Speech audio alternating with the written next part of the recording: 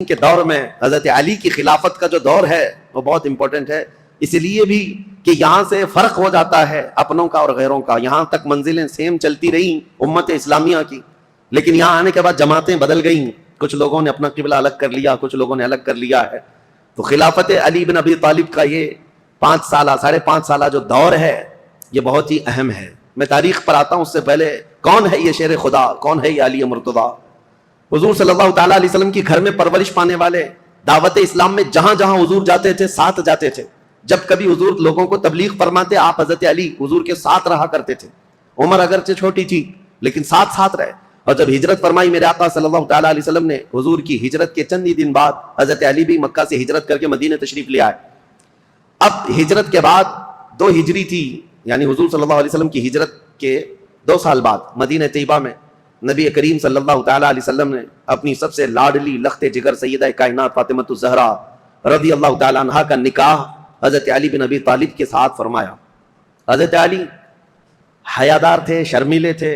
آپ کہتے ہیں کہ پیغام نکاح حضور صلی اللہ تعالیٰ علیہ وسلم کے گھر آپ کو بھیجنا تھا، لیکن حیا مانے تھی، حضور صلی اللہ تعالیٰ علیہ وسلم کے گھر میں پرورش پاتے رہے، لیکن آپ اس شرم اور حیا کی وجہ سے کبھی پیغام لے کر جا نہ سکے۔ خود نبی پاک صلی اللہ تعالیٰ علیہ وسلم نے حضرت علی کرم اللہ وجہہ الکریم کو طلب فرمایا اور پھر اپنی بیٹی کے نکاح کا معاملہ سامنے رکھا۔ حضرت علی خوش ہو گئے، اور پھر اس کے بعد حضور صلی اللہ تعالیٰ علیہ وسلم نے فرمایا مہر میں کیا دے سکتے ہو؟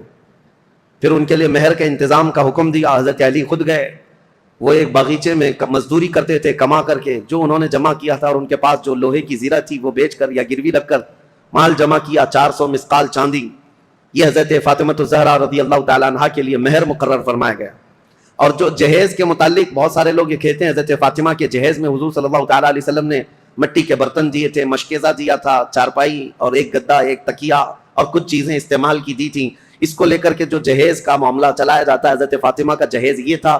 اس کی حقیقت بھی میں بتاؤں، حضرت فاطمہ کا جو جہیز تھا وہ پورا حضرت علی کے پیسوں سے خریدا ہوا تھا۔ لوگوں کو حضرت فاطمہ کا جہیز یاد ہے کہ رسول اللہ نے یہ جہیز دیا تھا، اور یہاں پر اسی جہیز کی بنیاد پر لاکھوں لوگ اس طرح کے کروڑوں کا مطالبہ کر لیتے ہیں۔ مولا کائنات علی ابی طالب کرم اللہ وجہہ الکریم وہ جواں مرد ہیں جنہوں نے اپنے ہاتھوں سے کمائی ہوئی رقم کو یہ جہیز کے پیسوں کے لیے خرچہ کیا۔ حضرت فاطمہ الزہرا رضی اللہ تعالیٰ عنہ کا جہیز کا جو سامان ہے وہ ان کے پیسوں سے خریدا ہوا۔ آج بھی اگر جہیز کی سنت یاد ہے تو ہونا تو یہی چاہیے کہ عورت کے باپ سے نہیں، خود اپنے ہاتھوں سے کما کر کے حاصل کرو۔ بہت سارے آج کے دور میں بھی بھکاری پیدا ہوئے ہیں۔ میں تو ان سے ہمیشہ یہی کہتا ہوں کہ جن کی طلب ہی یہ ہے کہ شادی اسی لیے کرنا چاہتے ہیں، ابھی بھی میرے پاس کنٹینیو بنگال سے، بہار سے کچھ لوگ مطالبہ اس بات کا کر رہے ہیں کہ ہمارے گھر میں شادیاں ہیں اور جہیز بہت سامنے والے مانگ رہے ہیں، بائک دینا ہے، کسی کو فلاں دینا ہے، کیا تعاون ہو سکتا ہے؟ ہم نے کہا یہ بائک خرید کر دینے کے لیے علامان فاؤنڈیشن تیار کیا گیا ہے، جہیز کے لیے۔ ہم نے ان کو یہ کہا پہلی بات تو یہ ہے بائک دینا نہیں دینا یہ بعد میں، بیٹی ہی مت دو پہلے ایسے بھکاری کو جو تمہارے گھر سے کھانا چاہتا ہو، تمہاری بیٹی کو کیا کھلائے گا؟ مجھ سے اگر مشورہ لینا چاہتے ہو تو میں اس داماد کو یہی کہوں گا ایک کٹوری لے لو، کسی مسجد کے باہر بیٹھ جاؤ، روزانہ ایک ایک سکہ گرتا رہے گا اور جہیز سے زیادہ مال اس میں جمع ہو جائے گا۔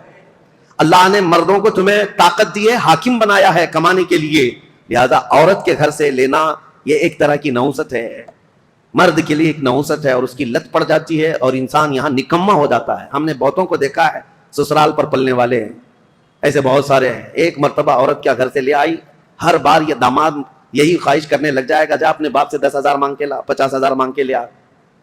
ان لوگوں کو اس طرح کا نکما پن آتا ہی ہے۔ میرے عزیزو، اس معاملے کو اور بلکہ اس برے رسم کو بدلنے کی ضرورت ہے۔ کہاں رسول پاک صلی اللہ تعالیٰ علیہ وسلم کی شریعت طیبہ طاہرہ؟ بیچ میں بات آئی ہے تو مختصراً عرض کروں۔ ایک صحابی آئے تھے، غریب تھے، انہوں نے کہا شادی کرنا ہے۔ کہا کچھ دینا ہوگا تمہیں، میں انصار کی کسی بیٹی سے تمہارا نکاح کر دوں گا، تم مہر میں کیا دو گے؟ جہیز میں نہیں۔ حضور صلی اللہ تعالیٰ علیہ وسلم نے مہر کے لیے پوچھا، مہر تو واجب ہے۔ اس صحابی نے کہا کہ میرے پاس کچھ نہیں۔ حضور نے فرمایا کیا ایک چاندی کی انگوٹھی دے سکتے ہو مہر؟ کہا یا رسول اللہ میں تو اتنا غریب ہوں، لوہے کی انگوٹھی بھی نہیں دے سکتا۔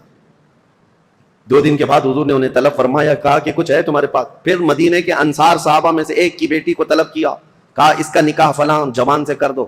انہوں نے کہا حضور آپ کا حکم جو ہوگا۔ تو اب اس غریب صحابی کا جو مہر ٹھہرا تھا کیا ہے؟ حضور نے فرمایا قرآن کی کوئی سورہ تمہیں یاد ہے؟ اس صحابی نے کہا ہاں مجھے فلاں فلاں سورہ یاد ہے. حضور نے فرمایا جا تو اپنی دلہن کو یہ سورتیں یاد کرا, یہی تیرا مہر ہے. نکاح کو آسان کرو, زنا کو مشکل بنا دو, یہ ہماری شریعت ہے.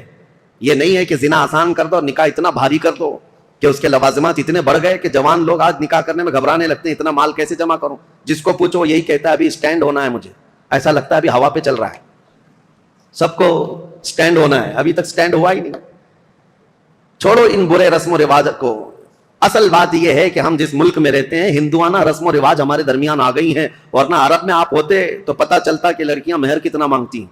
بیچارے عرب لوگ 35-40 سال کے ہو جاتے ہیں, ان کو شادی کرنا مشکل ہو گیا. وہاں الٹا معاملہ ہے, وہاں الٹا معاملہ ہے, لڑکیاں مانگتی ہیں بہت, اور کم سے کم 50,000 ریال جو سعودی کے ہوتے ہیں, یعنی 10-11 لاکھ یا 12 لاکھ مہر میں رکھواتی ہیں. یہ وہاں کا مزاج ہے. اور جب ان سے کہا جائے نہیں ہم کو پیسے نہیں دینا پڑتا ہے, لڑکی پیسے دیتی ہے, تو عرب والے کہتے ہیں ہم تو ایسی 4 کرنے کو تیار ہیں فری میں. جاؤ کسی بھی ہندوستانی لڑکی کے باپ سے کہو کہ کچھ بھی جہیز مت دینا, کوئی چیز مت دینا, یوں ہی دے دینا, لڑکی ہم بیاہ کر کے لے آئیں گے. اسی لیے بہت سارے عرب یہاں سے آ کر کے نکاح کر کے لے جاتے ہیں. ابھی ہمارے کئی لوگ ہیں وہ یہ کہنے لگ گئے کہ ہم انڈونیشیا سے شادی کر کے لا رہے ہیں. عرب میں یہ بہت مشکل ہو گیا ہے. دونوں نظام غلط ہو گئے ہیں, شریعت مصطفیٰ سے ہٹے ہوئے نظام ہے. بات مختصراً اتنی عرض کروں گا, اگر ہمارے لیے آئیڈیل ہے, کوئی نمونہ عمل ہے, تو رسول اللہ صلی اللہ تعالیٰ علیہ وسلم کی بیٹی کی شادی, مولا علی کرم اللہ وجہہ الکریم کی شادی, یہ دیکھنا چاہیے, آپ کو پڑھنا چاہیے کہ ان کی شادی کیسی ہوئی تھی. کوئی نوجوان پوچھنے کو تیار نہیں ان کی شادی کیسی ہوئی تھی. کوئی یہ نہیں پوچھتا کہ ان کی شادی کیسی ہوئی, وہ اپنے اعتبار سے شادیاں رچاتا ہے. بہرحال سیدنا علی بن ابی طالب رضی اللہ تعالیٰ عنہ جب ہجرت کر کے آئے تھے, تو ایک معاملہ اور بھی میں بتا دوں, آپ کی قرابت رسول اللہ کے ساتھ, حضور صلی اللہ تعالیٰ علیہ وسلم ان سے کتنی محبت کرتے. جتنے ہجرت کر کے آئے تھے صحابہ وہ مہاجرین ہیں, اور جو مدینہ میں تھے وہ انصار. ایک انصاری صحابی کو حضور بلاتے اور ایک مہاجر کو, اور دونوں کا ہاتھ پکڑ کر کہتے آج سے تم بھائی بھائی. تو یہ عقد مواخات میں نے تاریخ میں بتایا تھا, حضور نے ہجرت کے بعد سب سے پہلے کام یہ فرمایا تھا, بھائی چارگی قائم کر دی تھی. تو یہ زبانی نہیں بلکہ وہ صحابہ حقیقت میں پوری زندگی میں ان کو بھائی بنا کر رہتے تھے, حتیٰ کہ اپنی جائیدادوں میں بھی ان کو